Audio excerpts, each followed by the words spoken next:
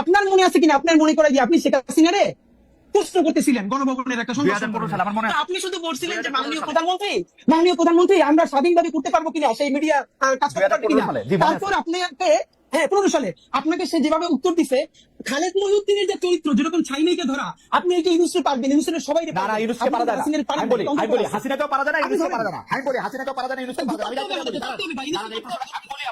বলি প্রধানমন্ত্রী সংবাদ সম্মেলনে ওই প্রশ্ন আমি ওইবারই প্রথমবার করি নাই, টিভি অনেকবার গেছে, তারও আগে আমি করছি।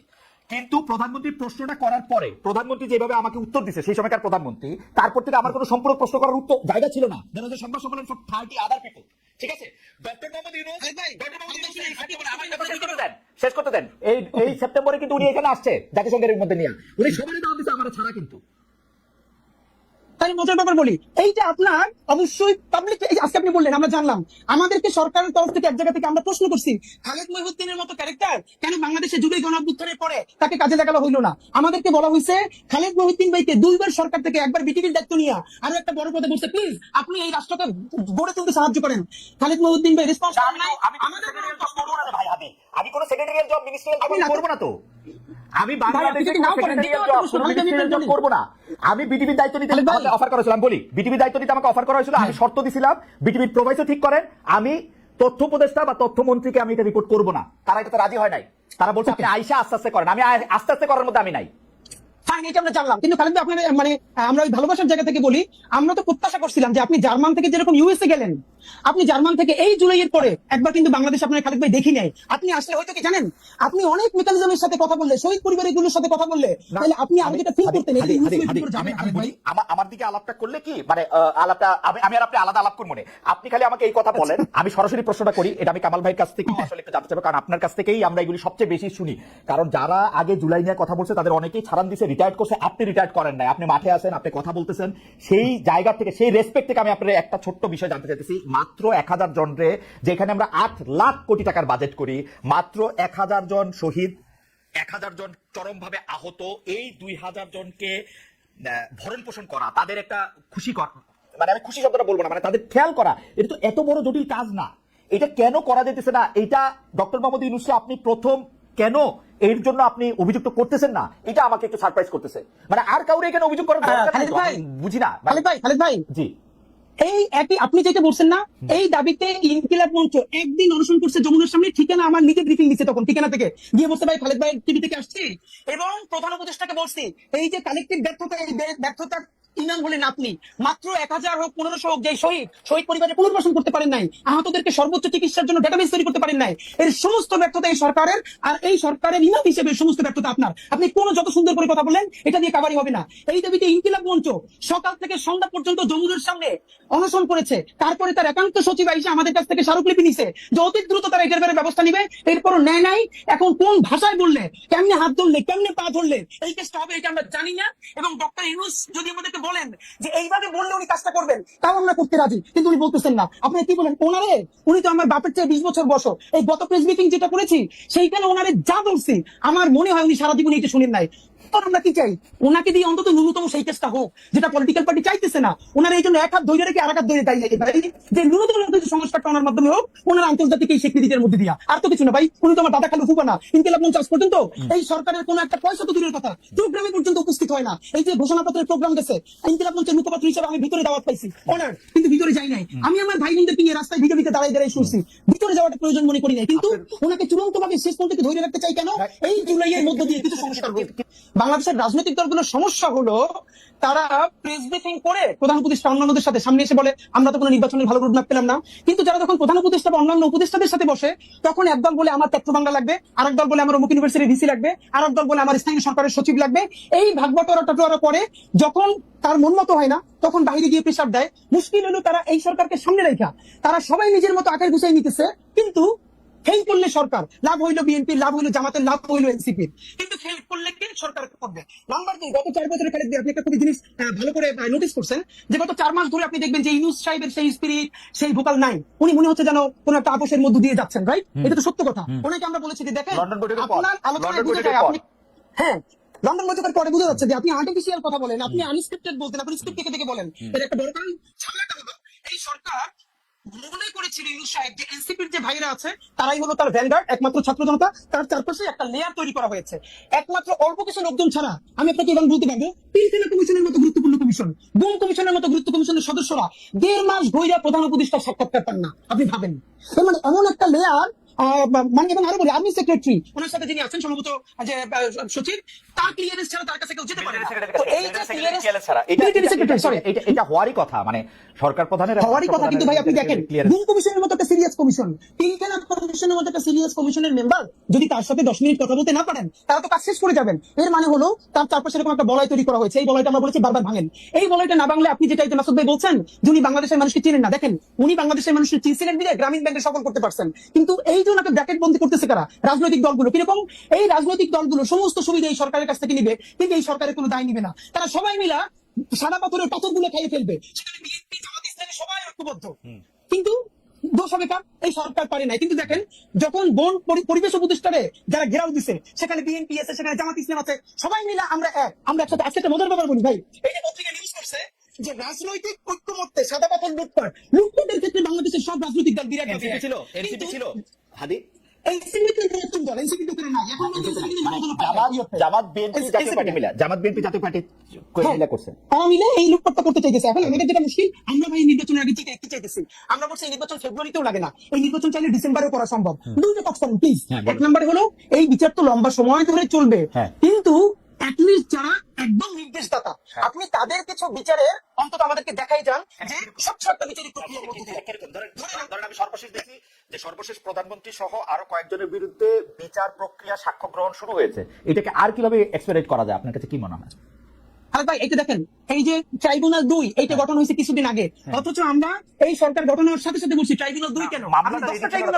হাদি আপনি একজন শিক্ষক মানুষ, আপনি এটা বলেন মামলাটা তো রেডি হইতে সময় লাগে। এইটা একটা এত বড় মামলা রেডি করেন, পরে সরকার আসলে বা অন্য কেউ আসলে অন্য কারো বাজে ইন্টেনশন থাকলে এটা তো টিকবে না।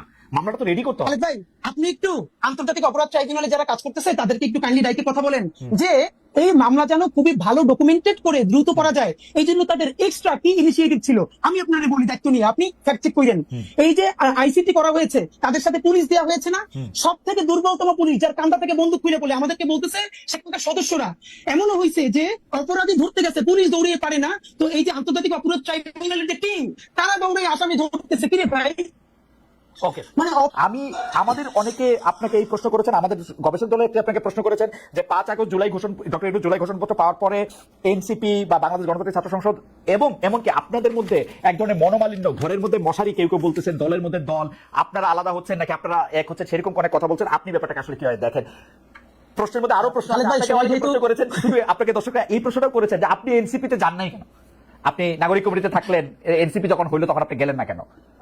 আচ্ছা এটা আমি বলতেছি, এটা আমি ফেসবুকে অনেক আগে ক্লিয়ার করছি, তারপর আমি আপনাকে একটু বলি। যেহেতু প্রশ্নটা আসেন আমি ভাবছি আপনি হয়তো প্রশ্নটা করবেন, আমি একটু আপনার মাধ্যমে মাসুদ ভাইকে একটু কাইন্ডলি প্রশ্ন করে রাখতে চাই। আমি পুরোটা দেখি নাই, বাট যেহেতু ইউটিউবে প্রচুর ছড়াচ্ছে থাম্বনেল দেখে দেখেছি যে মাসুদ ভাই বলেছেন যে আসলে আওয়ামী লীগ ছাড়া এই নির্বাচন ইনক্লুসিভ হবে না। নাম্বার 2 হলো এইখানে ভাই একটা ব্যাপার যে মুচলেকা দেওয়ার যে কথাটা বললেন না মাসুদ কামাল ভাই, যে ওরা কেন মুচলেকা দিল, একটা ব্যাপার হলো দেখেন এই গণ অভ্যুত্থানের পরে আমাদের সাথে যারা উপদেষ্টা হয়েছে বিভিন্ন আন্দোলন করছে এদের ব্যাপারে যখন যেটা দেখেছি আমরা সমালোচনা করেছি। কিন্তু একটা ব্যাপার দেখেন খালেদ ভাই, আমি আজকে আপনারা যত বিপ্লবী মুভি দেখেন যাই দেখেন, আমি নাহিদের হাজারটা সমালোচনা করছি, নাহিদের করছি, অন্যদের করতেই থাকবো, কিন্তু এরপর আমি যেটুকু অ্যাড্রেস করবো যদি এই ফ্যাসিবাদের পতন না হইতো তাইলে যদি প্রথম কারো ফাঁসি হইতো সেই ফাঁসিটা নাহিদের হইতো, আমার ওয়াকা সাহেবের হইতো, ওয়াকা সাহেবের হইতো, হয়তো সেটা কি ওয়াকা সাহেবের আগে হইতো না নাহিদ সাহেবের আগে হইতো, এটাতে আমার ডাউট আছে। কারণ আমার কাছে মনে হয় যে শেখ হাসিনার পুরা দায়টা ওয়াকার সাহেবের দেয়। উনি মনে করেন নাহিদ সাহেব এত বড় বিপ্লবী, উনি মনে করে ওয়াকার সাহেব বেইমান করছে। আপনি বয়ানটা দেখেন কিন্তু। আচ্ছা ওকে, সেটা যেটাই হোক, কিন্তু সিভিলিয়ানদের মধ্যে, কারণ নাহিদ যেদিন 3 দফা মানে 1 দফায় ঘোষণা করেছে সেদিন কিন্তু তার মৃত্যুর পরোয়ানা মানে সে স্বাক্ষর করেছে। এখন এখানে ব্যাপার মুচলেকা দেওয়ার ব্যাপারটা মাসুদ ভাই কেন রিলেট করতে পারবেন আমি আপনাকে বলি। এর কারণ হলো মাসুদ ভাই এর উত্তরটা একটু আগে বলছে, আপনাকে বললো না যে ওনাকে আওয়ামী লীগের সময়ও ডিজিএফআই থেকে 2-3 বার চা খাইতে ডাকছে, তুমি জানো কিন্তু কিছু হয় নাই। এর মানে হলো ডিজিএফআই আসলে অত খারাপ না, আমরা যারা খারাপ মানুষ ছিলাম এদেরকে ডিজিএফআই আয়নাগর দিয়ে হেদায়েত করে ফেলছে। কিন্তু মাসুদ ভাই ভাবেন ডিজিএফআই চা খাইতে ডাকতেছে আর মাসুদ ভাই যাইতেছে না, তাও ডিজিএফআই কিছু বলতেছে না। আমি আপনাকে ছোট নুরুল কবির ভাই, আমার অনুষ্ঠানে অন্য কোনো কথা যেটা আমি দায়িত্ব নিয়ে করছি, নুরুল কবির ভাই আমার অনুষ্ঠানে গিয়া ডিজিএফআই রে, শেখ হাসিনা রে, মানে ইন্ডিপেন্ডেন্ট টেলিভিশন অনুষ্ঠানে গিয়ে এমন কথা বলছে যেগুলো আমি এখন মুখ দেখতে পারবো না। তো ওই কথা বলার জন্য আলাদা অবস্থা ছিল, কামাল ভাইদের একটা আলাদা অবস্থা ছিল, যেটার জন্য এখন সহজ লাগে। কামাল ভাই শুধু মনে করাই যে উনি নারীদের শরীরের দাগ দেখছেন কিনা, ওনার সন্তান যদি হয়তো হইতো বা ভাই সারা শরীরের কি অবস্থা, কোনো মানুষ সুস্থ থাকতে পারবে? নারীদের হাজারটা সমালোচনা আমি করি, কিন্তু ভাই নারীদের শরীরের দাগ কি দেখা যায়? না, ঠিক তো আছে। এইটা হলো একটা প্রশ্ন, সুতরাং মুসলিমের উত্তর পাবেন। নাম্বার 2, জি। এই সরকারের ভাই বললো না যে ভাই দেখেন আমি নিজেও বলি এই সরকারের যারা উপদেষ্টা হয়েছে ছাত্রদের প্রথম হলো কে কে হয়েছে এই প্রশ্নটা পরে। এখন ধরি আমাদের প্রাইভেট বিশ্ববিদ্যালয়কে আমি বলি, আমরা বলি এই আন্দোলনের বাসের কেল্লা।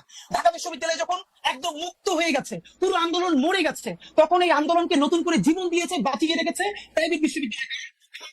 আমি আন্দোলনের শুরু থেকে শেষ পর্যন্ত তাদের সামনে স্টুডেন্টদের সামনে এই পুরো ঘটনার সাক্ষী যে কি হয়েছে। সুতরাং এখন কথা হলো ভাই ধরেন 10 জন উপদেষ্টা নিবে ছাত্রদের মধ্যে থেকে, তাইলেও কি সকল প্রাইভেট বিশ্ববিদ্যালয় থেকে একজন করে নেওয়া সম্ভব? বাকি যে হাজার হাজার হবে না, সেও তো প্রশ্ন তুলবে, এটা কোনো প্রক্রিয়া না। কিন্তু আমরা বরং যেটা করতে চাই, এই যে 2 জন ছাত্র উপদেষ্টা হইলো, এখানে তো 2 জন না ঠিক হয় না, এই সরকারের একমাত্র বৈধতা এই ছাত্র উপদেষ্টারা তাদের সাথে আছে। কারণ যখনই তারা চাপে পড়ে কোনো হকাজ কইরা, তখন বলে আমাদের সাথে ছাত্ররা আছে, কিন্তু ছাত্ররাও যে দাবি জানায় সেগুলো সে ডক্টর ইউনূস সাহেব একটা বাস্তবায়ন করে না, ক্যাবিনেটে বাস্তবায়ন করে না। কেন করে না? কারণ এই ক্যাবিনেটের অনেকজন উপদেষ্টা ইতিমধ্যে বিভিন্ন রাজনৈতিক আমার দলের সাথে কিন্তু তাই মনে নেগোসিয়েশন হয়, করছে। আমার কিন্তু তাই মনে হয় যে আপনি কি সেটা বলেন যে 7 জন উপদেষ্টাই বা 10 জন উপদেষ্টাই ছাত্রদের থেকে নেওয়া উচিত ছিল? এই আমি মনে চেষ্টা করি করা 3 উচিত হয় ভাগের না? ন্যূনতম 1 ভাগ, 3 ভাগের ন্যূনতম 1 ভাগ ছাত্রদের মধ্য থেকে নেওয়া উচিত ছিল, মানে এবং 22 এখান থেকে জনের, অবশ্যই না, প্রাইভেট আমি চিন্তা করি বিশ্ববিদ্যালয় থেকে 22 নেওয়া জনের উচিত 3 ভাগের একবার, মানে আপনি 8 জনের কথা বলতেছেন যে ছাত্র। এবং আমরা সেখানে প্রেস ব্রিফ করে বলেছি এইখান থেকে প্রাইভেট বিশ্ববিদ্যালয় থেকে নিতে হবে মিনিমাম 2 জন। আমাদের নারীরা যদি না নামতো, জীবনে জুলাই সফল হতো না। একজন কই নারী শিক্ষার্থী কই, এই আমরা বলেছিলাম, তখন আমাদেরকে বলে যে নারীরও এক্সপার্টিস আছে কিনা। তখন আমি প্রশ্ন করছি, এই যে উপদেষ্টাদের মধ্যে মিনিমাম 5 জনের নাম বলতে পারবো যাদের কোনো এক্সপার্টিস নাই, তাদেরকে যদি রাষ্ট্র পালতে পারে, তাহলে আমাদের 2টা বোন এই সমস্ত নারীদের মধ্য থেকে, ছাত্রীদের মধ্য থেকে উপদেষ্টা হইলে আমরা ইনক্লুসিভ ফিল করতাম না, ইনক্লুডেড ফিল করতাম না। আমাদের প্রাইভেট থেকে 2টা ছাত্র যদি থাকে, কওমি মাদ্রাসা এত জীবন দিছে, ধরেন মাদ্রাসা থেকে একটা ছেলে, প্রাইভেট বিশ্ববিদ্যালয় থেকে 2টা ছেলে, নারী শিক্ষার্থীদের মধ্যে থেকে 2 জন বা 1 জন, তাতে আমরা সবাই ইনক্লুডেড ফিল করতাম। এইটা না করে যেটা হইছে, এখন ছাত্র জনতা বিভাজিত হইছে। ইনক্লুডেড ফিল না করে জনাব মাহফুজ, জনাব নাহিদ, জনাব আসিফ উপদেষ্টা পরিষদে গেলেন কেন? এবং ডক্টর ইউনূস যখন ক্লিনটন ফাউন্ডেশনে মাহফুজ সাহেবকে পরিচয় করে দিচ্ছেন, উনি হচ্ছেন এই আন্দোলনের মাস্টারমাইন্ড। যখন শফিক সাহেব বলতেছেন যে এই আন্দোলনের পিছনে ছিল হচ্ছে, তখন ওনারা খুব আরাম করে মৃদু মৃদু হেসে এটা উপভোগ করতেছিলেন কেন? ওনারা কেন বললেন ঠিক না এই যে জন্যই আমি বলছিলাম আমাদের ভাই যে বোনরা না আসা পর্যন্ত আমরা থাকবো না এখানে? দেখেন, এই জন্যই বলছিলাম যে মাহফুজ আলমের ব্যাপারে আমরা একটা পরামর্শ দিয়েছিলাম, এইটা কিছুদিন আমার মনে হয় বাস্তবায়ন হচ্ছে। যেমন আমি বলছিলাম ওনার হাত থেকে ফোন কাইডে নেওয়া হোক, উনি যখন পোস্ট করতে চাইবেন এটা প্রধান উপদেষ্টা দেখে পোস্টটা দিয়ে দিবেন। এরপর উনি অনেকদিন চুপচাপ ছিল, এরপর সরকার কিছুটা নিরিবিলিও ছিল। তো এখন আমাদেরকে যদি এগুলাই চলানো লাগে, তাহলে ভাই আমরা দেশ চালাই। আচ্ছা ঠিক আছে, এগুলি বাদ দেন। আসলে আমরা এখানে মাহফুজ সাহেব নাই, আপনি যদি এইটা বলেন, আপনি এনসিপি কেন করেন নাই? নাগরিক কমিটিতে আপনি ছিলেন, তারপরে আপনি এনসিপিতে কেন আসেন?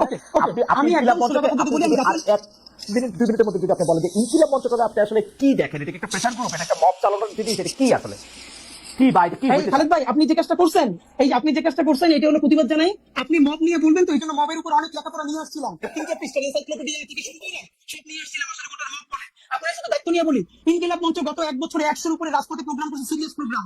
অত প্রোগ্রামে ইনকিলাব মঞ্চ কোনোদিন কারো গায়ে হাত দিয়ে এত দূরের কথা 1 টাকার জিনিস নষ্ট করছে?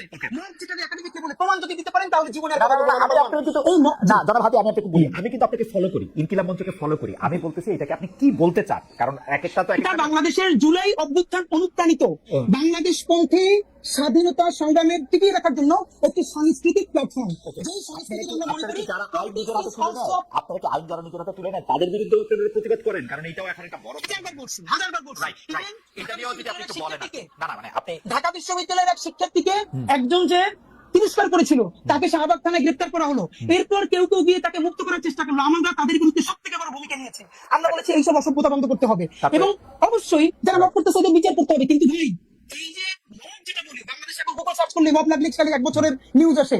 এই মব তো সন্ত্রাস শুরু হয়েছিল রাষ্ট্রীয় পৃষ্ঠপোষকতায় শাহবাগের সময় দেখেন কোথাও তো মব বলতেছে না। সেই মব কোথায়, এটা আমরা খুঁজতে চাই। না না না না না, কেউ বলতেছে না, না বললেই কোনো কিছু মব না হয়ে অন্য কিছু হয়ে যায় না। এটা শফিক সাহেবের স্টাইল, মব না বলে সন্ত্রাস বলা, কিন্তু মব আসলে তাই। শাহবাগে একটা ইয়া তোলা হইতেছে, এই আইন বাতিল করে অন্য একটা আইন করতে হবে এটা করার জন্য। সেটা ঠিক আছে, আপনি কেন এনসিপি করেন না সেটা যদি এক লাইনে বলতেন, অনেক দর্শকের। আমি এনসিপি করি নাই ভাই, আমি জাতীয় নাগরিক কমিটির কেন্দ্রীয় সদস্য ছিলাম। যখন একটা পলিটিক্যাল ফরমেশনে যাবে, তখন আমার মনে হয়েছে যে পলিটিক্যাল পার্টি জুলাই অভ্যুত্থান অনুপ্রাণিত অবশ্যই একটা লাগবে। কিন্তু সবাই যদি পলিটিক্সে যায়, দেখুন এখন আমাকে বিএনপি গালি দেয়, আবার বিএনপি আমার কথা পছন্দ করে, জামাত গালি দেয়, জামাতও পছন্দ করে, কারণ আমরা জুলাইয়ের একটা প্রেশার গ্রুপ হিসেবে সবাইকে একতাবদ্ধ রাখবার চেষ্টা করছি।